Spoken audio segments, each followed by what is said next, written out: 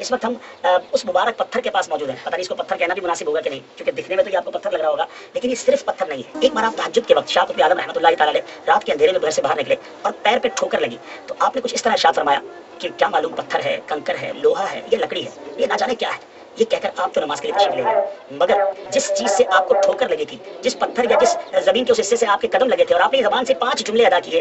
عجیب و غریب بات یہ میرے پیچھے اسلامی بھائیوں کہ یہ بتایا جاتا ہے کہ یہ 5 چیزیں، جی ہاں 4 چیزیں تو سمجھ آتی ہیں، کنکر، پتھر، لوہا یا لکڑی، لیکن 5ویں چیز نہ جانے کیا ہے وہ بھی اس میں موجود ہے. وہ کیسے؟ تو یہ انشاءاللہ ہم یہاں کے جو موجود اسلامی بھائی ان سے پوچھیں گے. یہ حضور پتھر ہے، یہ پتھر والی سائڈ ہے، ٹھیک ہے. اب آپ دیکھ رہے ہوں گے بالکل چکنا اور بالکل کلیئر یہ پتھر ہے. اچھا یہ بتایا جا رہا ہے کہ یہ کنکر ہے، اور ہاتھ بھی لگائیں تو یہ کنکر کی فیل دیتا ہے، ٹھیک ہے. اچھا پھر ادھر آئیں تو یہ لوہا ہے، یعنی یہ آئرن ہے اور اس کو نکال کر بھی چیک کیا جا چکا ہے. اور یہ والی جو سائڈ ہے یہ لکڑی ہے، ٹھیک ہے. اب یہ 4 چیزیں ایک ہی جگہ میں، ایک ہی پتھر میں مکس ہیں. اور اب بتایا جا رہا ہے کہ یہ جو حصہ ہے جس کے بارے میں بتایا جا رہا ہے کہ نہ جانے کیا ہے، یہاں سے سنا ہے کہ انگریز لیبارٹری کے لیے یہ پیس بھی نکال کے لے گئے اور اب تک لیبارٹری نہیں بتا سکی ہے کہ نہ جانے کیا ہے. تو یہ اللہ والوں کی شان ہوتی ہے کہ ان کی زبان سے نکلا تو رب نے ویسا ہی فرما دیا. بہرحال وہ شیخ ایک اور بڑی خوبصورت بات یہاں مشہور ہے کہ اگر کوئی دل میں تمنا ہے اور اگر اس پتھر کو اٹھایا جائے تو تمنا اگر پوری ہونی ہے تو یہ پتھر آسانی سے اٹھ جاتا ہے، اور اگر نہیں ہونی تو یہ پتھر نہیں اٹھتا. مجھے بتا رہے تھے اسلامی بھائی کہ 10-12 سال کا بچہ اپنے والد صاحب کے ساتھ یہاں آیا، بچے سے یہ پتھر آسانی سے اٹھ گیا، والد صاحب نہ اٹھا سکے. بہرحال یہ عجیب و غریب ضرور لگ رہا ہوگا آپ کو، لیکن یہ زندہ حقیقت ہے. اے اللہ ہم عبادت بھی صرف تیری کریں گے اور دعا میں بھی صرف تجھی کو پکاریں گے. اور یقیناً یہاں مدد سے مراد وہ دھوکہ بازی نہیں ہے جو عموماً علماء دیتے ہیں کہ جی ڈسپرین کی گولی بھی تو مشکل کشا ہے تو بابے کیوں نہیں مشکل کشا. ان لوگوں کا آپ ذہن کا سطحی لیول دیکھیں کیا ہے. ڈاکٹر اگر مشکل کشا ہے تو بابا کیوں نہیں ہے. اسی طریقے سے جب ہم امی سے روٹی مانگتے ہیں تو وہ شرک کیوں نہیں ہو جاتا. تم تو کہہ رہے ہو کہ صرف اللہ سے مانگنا ہے، ہم کہہ رہے ہیں صرف اللہ سے مانگنا ہے، یہ ہمارا دعویٰ ہے. تو قرآن میں لکھا ہے، تم بھی ہر نماز میں پڑھتے ہو. یعنی اللہ کی بات کا ٹونٹ کرنا ہمیں اس بات کا ثبوت ہے کہ آپ اللہ کو آن نہیں کرتے. تو آپ سمجھیں کہ یہ بات کیا ہے. یہ تو بات ہو رہی ہے دعا کی، ایاک نعبد و ایاک نستعین. جو آپ بات کر رہے ہیں وہ تو اللہ نے الگ سے حکم دیا ہے، وتعاونوا علی البر والتقوی ولا تعاونوا علی الاثم والعدوان. نیکی اور پرہیزگاری کے کاموں میں ایک دوسرے کی مدد کرو اور برائی میں الگ رہو. یہ تو ہمیں اللہ نے حکم دیا ہے کہ ایک دوسرے کی آپ نے مدد کرنی ہے. ظاہری اسباب کے ساتھ دنیا کو جوڑا ہے، ہماری زندگی کو جوڑا ہے آکسیجن کے ساتھ، کھانے پینے کے ساتھ، اور اس کے بعد ٹوائلٹ کی حاجت ہمارے ساتھ اٹیچ کر دی ہے، نیند کی حاجت اٹیچ کر دی ہے. یہ کمزوریاں جو ہمارے ساتھ اٹیچ ہیں، اس کا دعا کے ساتھ کوئی لینا دینا نہیں. دعا صرف اللہ کے ساتھ خاص ہے. اور یہ عبادت کی وہ اعلیٰ ترین شکل ہے کہ اللہ نے عبادت کے اوپر اکتفا نہیں کیا ایاک نعبد، بلکہ ساتھ اس کو الگ سے ذکر کیا وایاک نستعین. عبادت بھی تیری کرتے ہیں اور عبادت کی اعلیٰ ترین شکل دعا بھی صرف تجھی سے مانگتے ہیں، کیونکہ اللہ کو پتا تھا سب سے زیادہ شرک اسی میں ہونا ہے. آج کوئی مسلمان غیر اللہ کے آگے سجدہ کرنے کے لیے تیار نہیں ہے. جو جاہلیت کی وجہ سے قبروں کے آگے جھکتے بھی ہیں نا، ان کے علماء بھی کہتے ہیں نہیں یہ جاہل ہیں اور یہ تعظیم کا سجدہ کر رہے ہیں. عبادت کا سجدہ صرف اللہ کے ساتھ خاص ہے. اب یہ الگ بات ہے کہ تعظیم کا سجدہ بھی تو اس امت سے ختم ہو چکا. ابو داؤد میں حدیث ہے، سنن ابن ماجہ میں، ایک صحابی نے نبی علیہ السلام کو آ کے سجدہ کیا. آپ نے فرمایا سر اٹھا کیا کر رہے ہیں؟ انہوں نے کہا کہ میں ہیرا نامی شہر عراق میں گیا تھا، وہاں دیکھا کہ لوگ اپنے سردار کو سجدہ کرتے ہیں، تو آپ تو اللہ کے رسول ہیں صلی اللہ علیہ وآلہ وسلم، آپ تو زیادہ حقدار ہیں کہ میں آپ کو سجدہ کروں. تو آپ علیہ السلام نے فرمایا کہ اگر میں سجدہ جائز سمجھتا تو بیویوں سے کہتا کہ اپنے خامدوں کو سجدہ کریں اس حق کے سبب جو اللہ تعالیٰ نے ان کا رکھا ہے. اور پھر اس میں بڑے پیارے جملے ہیں کہ جب میں فوت ہو جاؤں گا اور تم میری قبر سے گزرو گے کیا میری قبر پہ بھی سجدہ کرو گے؟ ان کا نہیں یا رسول اللہ. فرمایا پھر مجھے کیوں سجدہ کر رہے ہو؟ اگر میں سجدہ جائز سمجھتا تو بیویوں سے کہتا کہ اپنے خامدوں کو سجدہ کریں. یعنی نبی علیہ السلام نے اپنی تعظیم میں بھی اس طرح کا غلو کرنا کہ وہ تعظیم کا سجدہ ہو اسے بھی بین کر دیا. تو اگر رسول اللہ کا یہ سٹیٹس ہے تو باب تشائی کوئی نہیں. ہاں یہ جملہ ہر جگہ فٹ ہوتا ہے، میرے نبی سا ہے ہی کوئی نہیں، تیرے بابے تھے شاہی کوئی نہیں. اچھا اس سے یہ بھی بات پتہ چلی کہ صحابی بھی اگر اجتہاد اور قیاس کرے، اپنی ذہن سے کوئی چیز بنائے کہ وہ اپنے سردار کو سجدہ کرتے ہیں، ہمیں اللہ کے نبی کو کرنا چاہیے، اور وہ قرآن و سنت کے خلاف ہو تو رسول اللہ اسے ریجیکٹ کر دیتے ہیں، بجائے یہ کہنے کے کہ عشق دے چلے نمبر لے گئے عقل والے انجے ہی عمرہ گالیاں. نہ سرکار عشق دے چلے اتنے میرے ہتھوں مارے گئے اگے اللہ دے ہتھوں مارے جان گے. ہاں قرآن تو اس سٹیٹس کو آن ہی نہیں کرتا جو انہوں نے ڈکلیئر کیا ہوا ہے.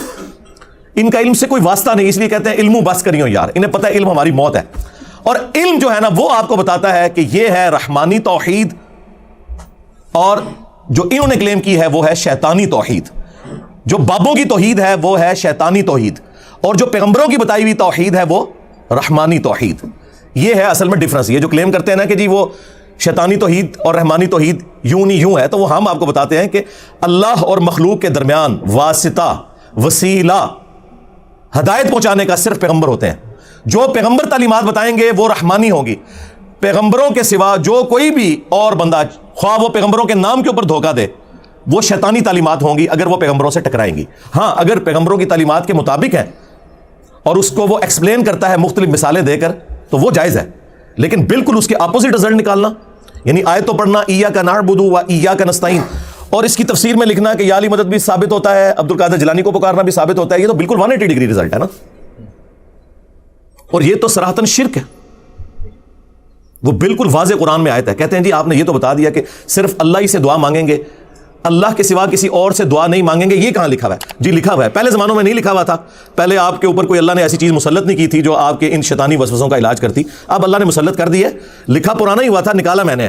سورۃ النمل کی آیت نمبر 62. امن یجیب المضطر اذا دعا، بھلا بتاؤ تو کون ہے جو اضطراب اور پریشانی میں گھرے ہوئے شخص کی دعا کو سنتا ہے. وَيَكْشِفُ السُّوءَ، اور تم سے اس برائی کو دور کر دیتا ہے، اس مصیبت زدہ شخص کی تکلیف کو دور کرتا ہے. وَيَجْعَلُكُمْ خُلَفَاءَ الْأَرْضِ، اور تمہیں زمین پر اگلوں کا خلیفہ کرتا ہے، یعنی تمہارے ماں باپ کے مرنے کے بعد تم، تمہارے مرنے کے بعد تمہاری اولاد. اِلَٰهٌ مَّعَ اللَّهِ، کیا اللہ کے ساتھ کوئی اور معبود بھی ہے جس کی یہ کوالٹیز ہوں؟ قلیلا ما تذکرون، بہت کم ہی تم نصیحت حاصل کرتے ہو. یہ آیت اس بات کا ثبوت ہے کہ اللہ کے سوا کسی اور ہستی کے بارے میں یہ عقیدہ رکھنا کہ وہ دعاؤں کو سنتا ہے اور مشکل کو دور کر دیتا ہے، گویا کہ اسے خدا بنانے کے، الہ بنانے کے، معبود بنانے کے مترادف ہے. اس کے بعد کسی آیت کی ضرورت نہیں. اہل تشیع کے ہاں صبح و شام کے اذکار میں یہ آیت موجود ہے، لیکن وہ عربی میں پڑھتے رہے. جب ہم نے اسے ہائی لائٹ کیا، سینکڑوں نہیں ہزاروں شیعہ نے شرک چھوڑ دیا. انہوں نے کہا ہمیں تو پتہ ہی نہیں تھا. اب تو میں نے اس میں اگلا ورژن ایڈ کیا ہے کہ جو مولا حسن علیہ السلام کو وصیت نامہ لکھا ہے مولا علی علیہ السلام نے، نہج البلاغہ میں موجود ہے. 3-4 صفحات پہ پھیلا ہوا ہے. توحید کا شاہکار ہے وہ خطبہ. اس کے بعد تو کوئی گنجائش نہیں رہتی کہ کوئی شخص مولا علی کا نام لے اور ان کے نام کے اوپر شرک کھڑا کرے.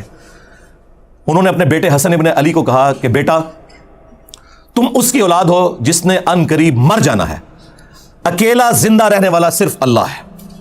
تجھے جب بھی کوئی مصیبت ہو، جب بھی پریشانی ہو، صرف اسی اللہ کو حسن پکارنا.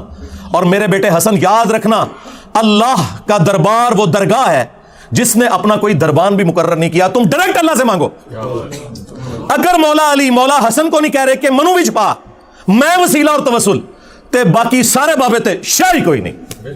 یعنی یا علی مدد کو اگر توسل کے نام پر دھوکہ دینا تھا کسی نے، شیعہ نے یا بریلویوں نے، تو اللہ کے بندو مولا حسن کو بتایا جاتا نا. قرآن میں 40 کے قریب دعائیں آئی ہیں انبیاء کی، کسی میں کوئی وسیلہ توسل نہیں ہے. اور وسیلہ اور توسل تو یہ ہے کہ اللہ کے نیک بندوں سے دعا کروائی جائے، ان کی دھونس لگانا اللہ کو، ان کو پکارنا اور کہنا کہ جی وہ اللہ سے دعا کریں گے اور ہمارا مسئلہ حل ہو جائے گا. جی دنیا میں موجود ہو تو ضرور کروائیں. وہ تو ڈائریکٹ بھی جا کے ان سے آپ مدد مانگ لیں. میرے سامنے اگر عبد القادر جیلانی بیٹھے ہوں تو میں انہیں کہوں کہ حضرت مجھے پانی پلا دیں. لوگوں کو تو آپ بتاتے ہیں نا کہ اتنی نیکیاں ملتی ہیں کسی کو پانی پلانے کی، تو مجھے پلا دیں. کوئی برا منانے والی بات نہیں ہے کسی بریلوی کو، تو ٹھیک ہے. لیکن عبد القادر جیلانی وہاں بغداد میں دفن ہے اپنی قبر کے اندر، اور میں انہیں کہوں کہ مجھے پانی پلا دیں. وہی بات، وہی جملہ، صرف کوآرڈینیٹس بدلنے سے شرک ہو جائے گا، کیونکہ میں نے انہیں دعا میں پکار لیا. ہاں وہاں زندہ بیٹھے ہوں، میں فون پہ کال کروں اور میں کہوں کہ حضرت نیسلے کی 2 بوتلیں بھیج دیں کسی مرید کے ہاتھ، تو بالکل جائز ہے. اس طرح کا وسیلہ اور توسل تو بالکل درست ہے. لیکن جو آپ نے کلیم کیا ہے یہ تو امت کو آپ نے شرک کی طرف لگا دیا. اچھا، یہ مولا علی علیہ السلام نے جو فرمایا اپنے بیٹے حسن سے، یہ بالکل قرآن کے مطابق ہے، کیونکہ اللہ تعالیٰ نے سورۃ البقرہ میں ارشاد فرمایا وَإِذَا سَأَلَكَ عِبَادِي عَنِّي فَإِنِّي قَرِيبٌ أُجِيبُ الدَّعْوَةَ الدَّاعِي إِذَا دَعَانِ. اے میرے محبوب صلی اللہ علیہ وآلہ وسلم، جب بھی میرے بندے آپ سے میرے بارے میں پوچھیں، آپ ان سے فرمائیں میں تمہارے بالکل قریب ہوں، ہر پکارنے والے کی پکار کو سنتا ہوں جب وہ مجھے پکارے. لیکن شرط ہے فَلْيَسْتَجِيبُوا لِي وَلْيُؤْمِنُوا بِي لَعَلَّهُمْ يَرْشُدُونَ. انہیں بھی چاہیے یہ میرا حکم مانے اور مجھ پر ایمان لائیں جیسا کہ ایمان لانے کا حق ہے، تو پھر یہ بھی کامیاب ہو جائیں گے. تو یہ قرآن حکیم میں اللہ تعالیٰ نے واضح فرما دیا. جب نبی علیہ السلام کی مبارک زبان سے کہلوایا گیا تو ہونا تو چاہیے تھا کہ اس وقت کہا جاتا کہ اے نبی آپ فرما دیں کہ میرے وسیلے بیچ میں ڈالو. نہیں فرمایا. بلکہ کہا کہ جب میرے بندے آپ سے میرے بارے میں پوچھیں تو فرماؤ میں تمہارے بالکل قریب ہوں، ہر پکارنے والے کی پکار کو سنتا ہوں، لیکن وہ حکم ماننا ہے۔ وہ تو آپ یاد رکھیے، مسند احمد میں حدیث ہے کہ نبی علیہ السلام نے فرمایا کہ مؤمن کی جو دعا ہے، کسی مسلمان کی دعا، وہ کبھی بھی رائے گاہ نہیں جاتی، یا جو مانگا وہ مل جائے گا، یا اس کے بدلے کوئی اور بہتر نعم البدل، یا پھر قیامت کے دن وہ سٹور کر دی جائے گی دعا۔ اور ایک اور حدیث ہے جامع ترمذی میں کہ جو شخص یہ چاہتا ہے کہ مشکل اور پریشانی میں اس کی دعا قبول ہو تو اسے چاہیے کہ وہ ان دنوں میں جب کہ اس کے لیے آسانی ہو اللہ کی طرف سے، خوشحال دنوں میں بھی اللہ سے دعا مانگا کرے۔ اور دعا کا پروٹوکول وہ بھی ترمذی میں آیا کہ آپ نے اللہ کی حمد اور درود شریف کے ذریعے متوجہ ہونا ہے، پھر اللہ تعالیٰ دعا قبول کرے گا۔ اور دعا کرنا، اللہ تعالیٰ سے مانگنا، یہ اللہ تعالیٰ کا حکم ہے، یہ آپشنل چیز نہیں ہے۔ اللہ تعالیٰ اس سے ناراض ہوتا ہے جو اللہ تعالیٰ سے دعا نہ کرے۔ ادعونی استجب لکم، اے میرے بندو مجھ سے مانگو میں عطا کروں گا۔ سورۃ المؤمن کی آیت نمبر 60 ہے۔ ان الذین یستکبرون عن عبادتی، بے شک جو لوگ مجھ سے دعا کرنے میں، عبادت کرنے میں، اور یہاں عبادت سے مراد دعا، تکبر کریں گے، میں انہیں ذلیل و خوار کر کے جہنم میں داخل کروں گا۔ اور یہ جو اس میں دعا کو عبادت کہا گیا وہ حدیث بھی ہے ابو داؤد کے اندر، ترمذی میں، ابن ماجہ میں، الدعاء هو العبادہ، دعا ہی تو عبادت ہے۔ پھر حضور نے اپنی بات کے ثبوت میں یہی آیت پڑھی، ادعونی استجب لکم، اے میرے بندو مجھ سے مانگو میں قبول کروں گا، اور جو مجھ سے مانگنے میں، دعا کرنے میں تکبر کریں گے میں ذلیل و خوار کر کے انہیں جہنم میں داخل کروں گا۔ اللہ وہ بادشاہ اور شہنشاہ ہے کہ جس سے نہ مانگا جائے تو وہ ناراض ہو جاتا ہے، اور دنیا کے بادشاہ وہ ہیں جن سے مانگا جائے تو وہ ناراض ہوتے ہیں۔ یہ جناب فرق ہے۔ تو مولا حسن علیہ السلام کو جو مولا علی نے وصیت کی تھی وہ عین قرآن کے مطابق تھی، الحمدللہ۔ اگر یہ چیز آپ کی مان لی جائے تو اس پلانٹ ارتھ پہ سب سے بڑا اگر کوئی مشکل کشا ہے نا مخلوقات میں تو وہ سورج ہے۔ سورج کی وجہ سے زمین پہ زندگی آباد ہے، ساری فصلیں سورج کی وجہ سے اگتی ہیں، پکتی ہیں، ان کو جانور کھاتے ہیں، ہم کھاتے ہیں، جانوروں کو ہم کھاتے ہیں۔ یہ سب کا سب نظام، دنیا میں ہواؤں کا چلنا، بارش کا برسنا، گلیشیئرز کی فارم میں پانی کا سٹور ہونا، پھر سورج کی تپش سے اس کا پگھلنا، اور وہاں تک پہنچنا بھی ایویپوریٹ ہو کے سمندر سے، یہ سب کچھ سورج کی وجہ سے ہے۔ موسم بھی سورج کی وجہ سے بدلتے ہیں۔ سورج ختم ہو جائے اس زمین پہ زندگی ختم ہو جائے۔ آج تک ہمیں کبھی وہم بھی آیا کہ ہم سورج کو مدد کے لیے پکاریں؟ نیور۔ ہم کہتے ہیں اللہ نے اسے کام میں لگایا ہوا ہے۔ اگر تمہارے بابے کوئی کام کر بھی رہے ہیں، سپوز یہ جھوٹا عقیدہ for the sake of argument مان بھی لیا، تو کرنے دو ان کو یار، کیوں پکارتے ہو؟ اللہ کو پکارو۔ بارش کون برساتا ہے؟ اللہ۔ ڈیوٹی کس کی ہے؟ فرشتوں کی۔ اگر ہم فرشتوں سے بارش مانگیں گے، اور اللہ کے فضل سے آج تک کسی شیعہ بریلوی نے نہیں مانگی، نہ ان کے کسی مولوی نے، نہ میری سیدھی مانگنا شروع کر دیں کہ میکائیل بارش برسا دو کہ گرمی کا موسم قریب آ رہا ہے، نہ، یہ کام نہیں ہو سکتا۔ بخاری مسلم میں آیا نبی علیہ السلام نے صلاۃ الاستسقاء، بارش مانگنے کی نماز پڑھی، اس کے بعد دعا فرمائی ہے، دیٹس آل۔ یہ ہمارے نبی صلی اللہ علیہ وآلہ وسلم کی مبارک تعلیمات ہیں۔ تو یہ ہے رحمانی توحید کہ صرف اللہ کو پکارنا ہے دعا کے لیے، باقی ساری باتیں جو آپ کو بیچ میں بتائی جا رہی ہیں یہ دھوکہ بازی ہیں۔ اس پہ تو آپ کو پتا ہے میں گھنٹوں بول سکتا ہوں، یہ میرا فیوریٹ ٹاپک ہے۔ اس کائنات کی تخلیق کا مقصد ہی عقیدہ توحید کی پہچان ہے۔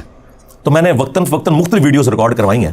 دعا صرف اللہ ہی سے، آج سے آلموسٹ 10-11 سال پہلے، جو ہزاروں نہیں لاکھوں لوگوں کی ہدایت کا سبب بنا۔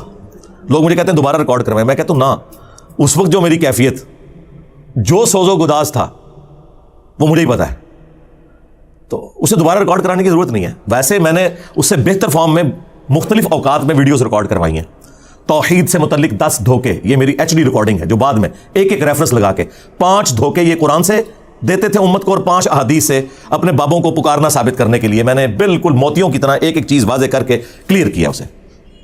پھر یہ کہتے تھے شرک تو اس امت میں ختم ہو چکا، بالکل جھوٹ بولتے تھے، آؤٹ آف کانٹیکسٹ وہ حدیث پیش کرتے تھے، مجھے اپنے بعد تم سے شرک کا خوف نہیں۔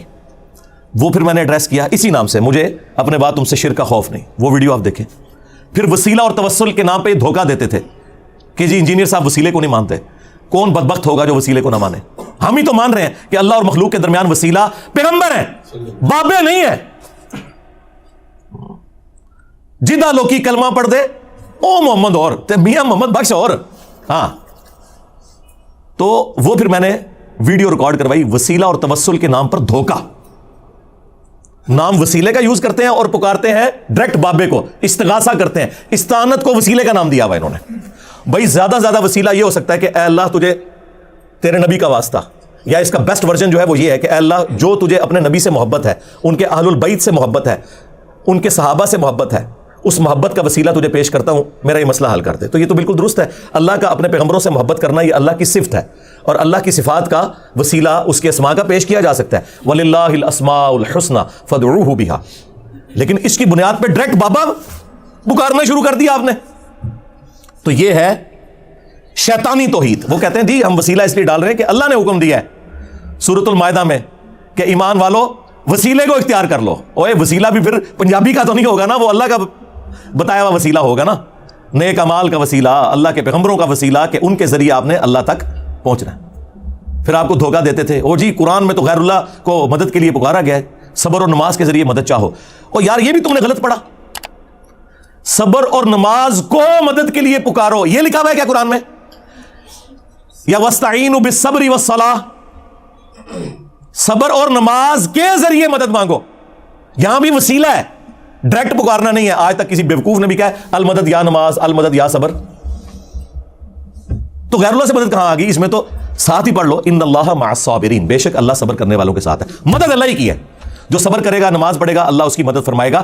اس میں نماز اور صبر کو وسیلے کے لیے استعمال کیا گیا, نہ کہ انہیں استغاثے کے لیے. سمجھ رہے ہیں آپ بات میری؟ سمجھ رہے ہیں نا؟ ہاں بات بالکل کلیئر ہے. انہوں نے دھوکہ دیا, اور پھر جو بندہ یعنی اس چیز کو بیان کرتا ہے اسے کہتے ہیں یہ پیغمبروں کا گستاخ ہو گیا. اب یہ نیچرل بات ہے. وہ ہمارے استاد کی بات مولا اسحاق صاحب رحمہ اللہ, وہ پنجابی میں اپنے سٹائل میں کہتے تھے, اوے جدو توحید بیان کران گے تے پیغمبراں دی تے ولیاں دی گستاخی تے آپ ہی ہو جائے گی. پھر تے کہاں گے کہ انہاں دے پلے کوئی شے نہیں, سب کچھ مالک اللہ ہی ہے. پھر تے کہاں گے جسے پنجابی میں کہتے ہیں کہ آٹا گوندیا ہلدی کیوں ہے؟ بھائی جب آٹا گوندا جائے گا پھر ہلنا تو پڑے گا. یہ تو نیچرل ہے کہ جب آپ توحید بیان کریں گے تو جو آپ نے جعلی توحید بنائی ہوئی ہے جسے آپ توہین رسالت کہتے ہیں وہ آٹومیٹکلی ہو جائے گی. پھر تو ہم یہ کہیں گے کہ کوئی نبی, کوئی فرشتہ, کوئی جن, کوئی انسان نہ اپنے کسی نفع کا مالک ہے نہ کسی نقصان کا.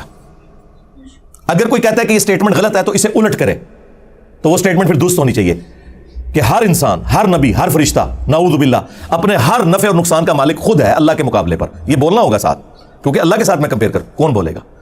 تو نفع میں ہر وہ چیز ہے جو انسان کی ضرورت ہے, جن کی ضرورت ہے.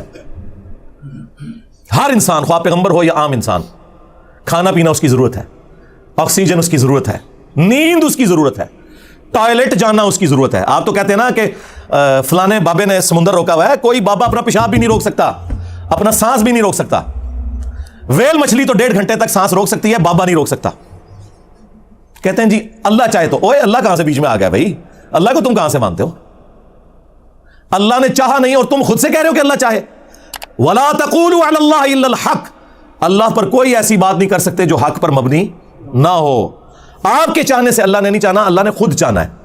اللہ نے چاہا کہ عیسیٰ ابن مریم زندہ رہیں اور قیامت میں دوبارہ آئیں, لیکن عیسیٰ ابن مریم سے بھی اولو العزم پیغمبر ہمارے محبوب صلی اللہ علیہ وآلہ وسلم کو اللہ نے موت دے دی اور دوبارہ انہوں نے دنیا میں بھی نہیں آنا.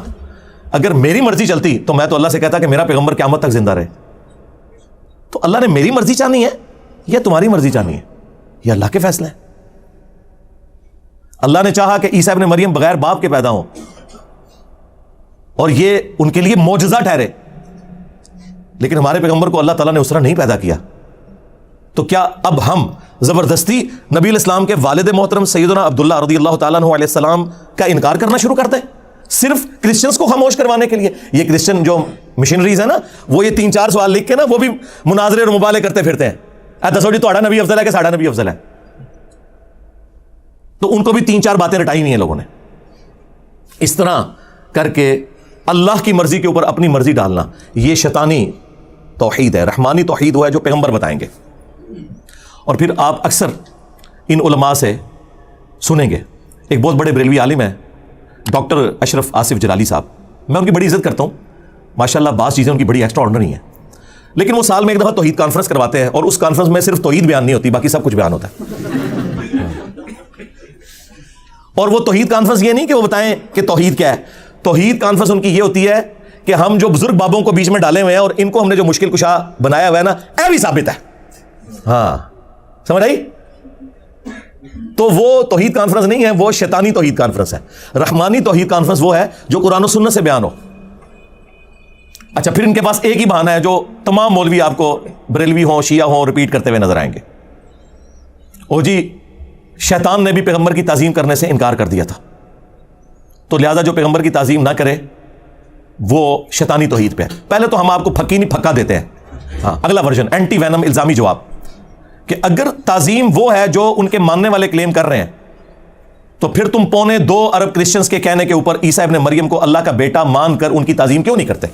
وہ تو کہہ رہے ہیں تم توہین کر رہے ہو، تو یہ کیا کہیں گے کہ نہیں تعظیم کا یہ مطلب نہیں کہ اللہ کے مقابلے پہ کھڑے ہو جائیں، ہائے مسد کے، یہی تو ہم کہہ رہے ہیں، ہم بھی یہی سمجھانا چاہ رہے ہیں آپ کو کہ تعظیم کا یہ قطعاً مقصد نہیں ہے کہ آپ پیغمبروں کے مقابلے پہ کھڑا کر دیں۔ تو اس جواب کے بدلے میں غصے میں آ کر اگر کرسچنز کہیں کہ تم عیسیٰ کی تعظیم نہیں کرتے تو کیا بریلویوں کو اور شیعوں کو غصہ نہیں آئے گا کہ یار ہم تعظیم کر رہے ہیں لیکن عیسیٰ ابن مریم اللہ کے بیٹے نہیں ہے، وہ معبود نہیں ہے؟ وہ کہیں گے نہیں، جب تک تم یہ نہیں مانو گے ان کی تعظیم ہوگی نہیں۔ تو یہ کیا کہیں گے کہ ہم وہ تعظیم مانیں گے جو ثابت ہے، جو نہیں ثابت وہ نہیں مانیں گے۔ تو سرکار یہی بات ہم آپ کو سمجھا رہے ہیں۔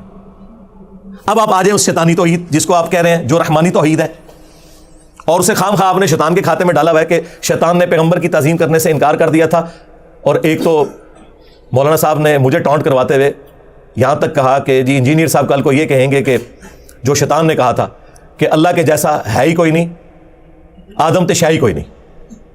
اللہ کے بندو، یہ شیطان نے کب کہا تھا؟ آپ کے کان میں آ کے کہا تھا؟ قرآن میں تو قصہ آدم اور ابلیس 7 دفعہ آیا ہے، اس میں تو کہیں نہیں لکھا کہ شیطان نے یہ کہا تھا کہ اللہ کے جیسا ہے ہی کوئی نہیں، آدم تے شاہ ہی کوئی نہیں۔ اس نے یہ کہا تھا میرے جیسا ہے ہی کوئی نہیں، آدم تے شاہ ہی کوئی نہیں۔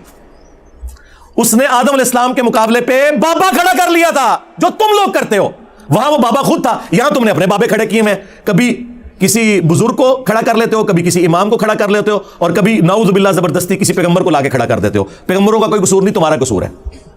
سورۃ الاعراف پڑھ کے دیکھ لیں، اللہ تعالیٰ نے وہم نکالا ہے۔ اللہ نے پوچھا ہے کہ تجھے مسئلہ کیا ہے، تو اس نے کیا جواب میں کہا تھا؟ انا خیر من، میں سے بہتر ہوں، تو نے مجھے آگ سے پیدا کیا، اسے مٹی سے پیدا کیا۔ اس نے یہ تو کہا ہی نہیں ہے کہ اے اللہ میں تجھے سجدہ کروں گا اس کو نہیں کروں گا، یہ تو جھگڑا ہی نہیں تھا۔ اگر یہ بات کرنی ہوتی تو حضرت جبرائیل علیہ السلام کر لیتے۔ اور بھائی توحید کا مطلب یہ ہے کہ اگر اللہ تمہیں یہ حکم دینا کہ کسی جانور کے آگے بھی جھکنا ہے تو ہم جھکیں گے۔ اللہ کا حکم ماننا رحمانی توحید ہے، اور اللہ کا حکم نہ ماننا شیطانی توحید ہے۔ تو شیطان نے اللہ کی حکم عدولی کی تھی اور آدم کے مقابلے پہ اپنے آپ کو کھڑا کیا تھا، اللہ کو نہیں کھڑا کیا اس نے۔ لیکن یہ جاہل لوگ اپنی شیطانی توحید کو بچانے کی خاطر جان بوجھ کے آپ کو اکثر یہی کہتے ہوئے نظر آئیں گے کہ جی پیغمبر کی تعظیم سے انکار کر دیا تھا۔ آگے بھی چلو، پیغمبر کی تعظیم سے انکار کر کے ایک بابا کھڑا کیا تھا جو خود بابا تھا، وہ بنا ہوا اپنے آپ کے اندر، اللہ کے مقابلے میں نہیں بات کر رہا تھا، وہ کہہ رہا تھا میں اس سے بہتر ہوں۔ اور تم لوگ بھی یہی کر رہے ہو، تم نے اپنے بابوں کو پیغمبروں سے بڑھایا ہوا ہے۔